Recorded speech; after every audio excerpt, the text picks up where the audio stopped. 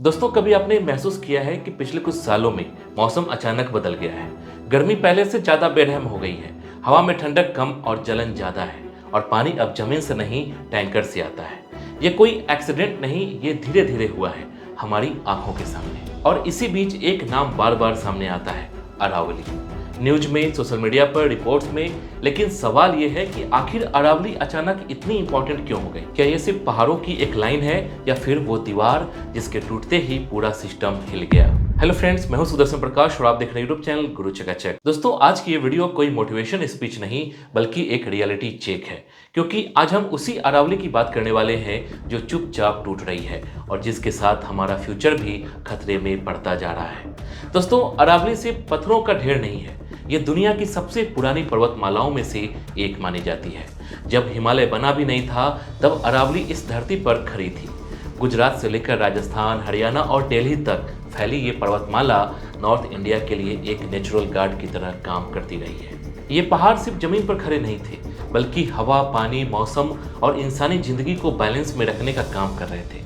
लेकिन अफसोस की बात यह है कि जिस चीज ने सदियों तक हमें बचाया उसी को हमने सबसे पहले नुकसान पहुंचाया। अगर हम हिस्ट्री में पीछे जाएं तो तस्वीर और भी साफ होती है। पुराने समय में जब बड़े बड़े शहर नहीं थे, जब सीमेंट और कंक्रीट हर तरफ नहीं फैला था, तब नेचर खुद सिस्टम चला रही थी। अरावली उस सिस्टम का सबसे मजबूत हिस्सा थी। ये पहाड़ थार डेजर्ट को नॉर्थ इंडिया की तरफ बढ़ने से रोकते थे। अगर आज डेजर्ट राजस्थान तक सीमित है और दिल्ली, हरियाणा तक पूरी तरह नहीं फैला तो उसके पीछे अरावली का बहुत बड़ा रोल है। बारिश होती थी तो पानी पहाड़ों की दरारों से जमीन के अंदर जाता था। एक्वीफायर भरते थे, कुएं, बावड़ियां और तालाब सालों तक सूखते नहीं थे। जंगल घने थे, जानवरों के रास्ते खुले थे और इंसान नेचर के साथ तालमेल बिठाकर जी रहा था। इसी वजह से अरावली के आसपास सभ्यताएं पनपी, गांव बसे, खेती फली फूली, पशुपालन हुआ। लोग जानते थे कि नेचर से लड़कर नहीं बल्कि नेचर को समझकर ही लाइफ आगे बढ़ती है। उस समय डेवलपमेंट का मतलब था जरूरत के हिसाब से आगे बढ़ना, न कि सब कुछ खत्म करके आगे बढ़ जाना। लेकिन जैसे जैसे टाइम बदला, सोच बदली, पॉपुलेशन बढ़ी, सिटीज फैली, इंडस्ट्रीज आई और डेवलपमेंट की भूख इतनी तेज हो गई कि हमने ये पूछना ही बंद कर दिया कि इसकी कीमत कौन चुका रहा था। दोस्तों, धीरे धीरे अरावली टारगेट बनती गई। पहले माइनिंग शुरू हुई, फिर स्टोन कटिंग बढ़ा, फिर इलीगल कंस्ट्रक्शन ने पैर पसार लिए। पहाड़ों को काट काट कर रोड्स बनाए गए, बिल्डिंग्स खड़ी की गई, रिसोर्ट और फार्म हाउसेज बनाए गए। उस समय सबको लगा कि डेवलपमेंट हो रही है, जॉब्स मिल रही है, पैसा आ रहा है, शहर ग्रो कर रहा है। लेकिन नेचर का नुकसान कभी तुरंत दिखाई नहीं देता। उसका असर धीरे धीरे सामने आता है। जब आता है तब तक बहुत देर हो चुकी होती है। दोस्तों, आज अगर हम करंट सिचुएशन देखें तो सच्चाई डराने वाली है। कई जगह अरावली के पहाड़ लगभग गायब हो चुके हैं। फॉरेस्ट कवर लगातार घटता जा रहा है। वाइल्ड लाइफ के रास्ते टूट चुके हैं। जानवर सिटीज की तरफ आने लगे हैं। ह्यूमन एनिमल कन्फ्लिक्ट बढ़ रहा है। ग्राउंड वाटर लेवल इतना नीचे चला गया कि बोरवेल 800 से 1000 फीट तक खोदने पड़ रहे हैं। कई जगह पानी खारा हो चुका है और इसका सीधा असर दिल्ली, एनसीआर, हरियाणा और राजस्थान जैसे इलाकों में साफ दिखाई दे रहा है। दोस्तों, दिल्ली की गर्मी को ही एग्जाम्पल के तौर पर ले लो। पहले भी गर्मी पड़ती थी लेकिन शाम को थोड़ी राहत मिल जाती थी। हवा चलती थी, टेम्परेचर कुछ हद तक नॉर्मल हो जाता था। आज हालत ये है कि हीट वेव सीधे अटैक करती है। हवा भी गर्म लगती है जैसे आग का थप्पड़ हो।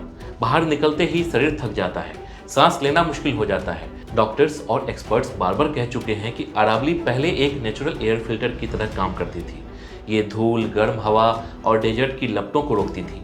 अब जब ये कमजोर हो रही है तो पॉल्यूशन और हीट दोनों कंट्रोल से बाहर जा रहे हैं। पानी की प्रॉब्लम को समझना और भी जरूरी है। अरावली का सबसे बड़ा कंट्रीब्यूशन ग्राउंड वाटर रिचार्ज में था। बारिश का पानी पहाड़ों की दरारों से जमीन के अंदर जाता था और नेचुरल तरीके से स्टोर हो जाता था। यही पानी साल भर हमारे काम आता था। आज हाल ये है कि गांवों में पानी टैंकर से आ रहा है। सिटीज दूसरे राज्यों पर डिपेंड हो रही है। कई जगह पानी को लेकर झगड़े शुरू हो चुके हैं। आने वाले समय में वाटर कॉन्फ्लिक्ट एक बहुत बड़ा इशू बनने वाला है। ये सिर्फ पानी की कमी नहीं है, ये आने वाले बड़े संकट का साफ सिग्नल है। अगर अरावली की बर्बादी का एक सबसे बड़ा कारण चुनना हो तो वो है माइनिंग। स्टोन, मार्बल और मिनरल्स के नाम पर पहाड़ों को अंदर से खोखला कर दिया गया। कई जगह इलीगल माइनिंग खुलेआम चली। रूल्स बने, ऑर्डर्स आए, कमेटी बनी, रिपोर्ट्स तैयार हुई, लेकिन ग्राउंड लेवल पर इम्प्लीमेंटेशन कमजोर रहा। नतीजा ये हुआ कि कई पहाड़ ऐसे कट गए कि अब पहचानना मुश्किल है कि यहाँ कभी माउंटेन भी था या नहीं। हालांकि ये भी सच है कि इस मुद्दे पर लीगल लड़ाई लड़ी गई। कोर्ट्स ने कई बार माइनिंग पर बैन लगाया, कंस्ट्रक्शंस रोकने के आदेश दिए गए, अरावली को प्रोटेक्टेड जोन घोषित करने की बात कही। लेकिन दोस्तों, कागज पर लॉ होना और जमीन पर लागू होना, ये दोनों बहुत अलग बातें हैं। जब पॉलिटिकल विल कमजोर होती है और पब्लिक प्रेशर नहीं बनता, तो नेचर सबसे पहले हारती है।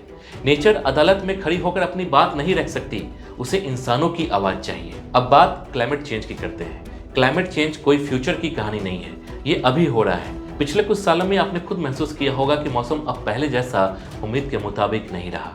कभी अचानक फ्लड आ जाता है तो कभी लंबा ड्राफ्ट बन जाता है, कभी बारिश बहुत हो जाती है, कभी बिल्कुल नहीं होती। ये सब सिग्नल्स हैं। अगर अरावली और कमजोर हुई तो नॉर्थ इंडिया और ज़्यादा गर्म होगा, डेजर्ट आगे बढ़ेगा, रेनफॉल पैटर्न पूरी तरह बिगड़ जाएगा। यानी नुकसान सिर्फ इन्वायरमेंट का नहीं, सीधे हमारी जिंदगी का है, हमारे बच्चों के फ्यूचर का है। अब सवाल ये उठता है कि क्या अरावली को अभी बचाया जा सकता है?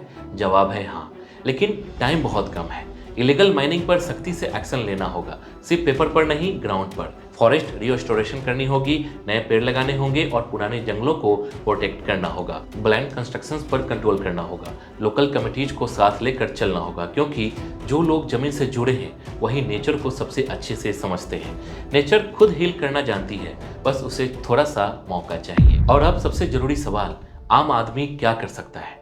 दोस्तों, बदलाव हमेशा अवेयरनेस से शुरू होता है। सवाल पूछना, सही जानकारी फैलाना, गलत डेवलपमेंट को सपोर्ट ना करना, सोशल मीडिया पर सिर्फ ट्रेंड फॉलो करने के बजाय सही मुद्दों पर आवाज उठाना, एनवायरनमेंट को सिर्फ एक टॉपिक नहीं बल्कि प्रायोरिटी बनाना, क्योंकि जब हम चुप रहते हैं तब नुकसान सबसे तेज होता है। दोस्तों, अरावली सिर्फ पहाड़ों की एक लाइन नहीं है, ये हमारी सांसों से जुड़ी है, हमारे पानी से जुड़ी है, हमारी गर्मी और ठंडी से जुड़ी है, ये हमारी आने वाली पीढ़ियों से जुड़ी है। अगर आज हमने इसे नज़रअंदाज किया तो कल हमारी जनरेशन हमसे पूछेगी, जब सब दिख रहा था तब आपने कुछ किया क्यों नहीं? आज सवाल ये नहीं कि डेवलपमेंट चाहिए या नेचर, सवाल ये है कि ब्लाइंड डेवलपमेंट चाहिए या सस्टेनेबल फ्यूचर। डेवलपमेंट वो जो नेचर को साथ लेकर चले, या डेवलपमेंट वो जो सब कुछ खत्म करके आगे बढ़े?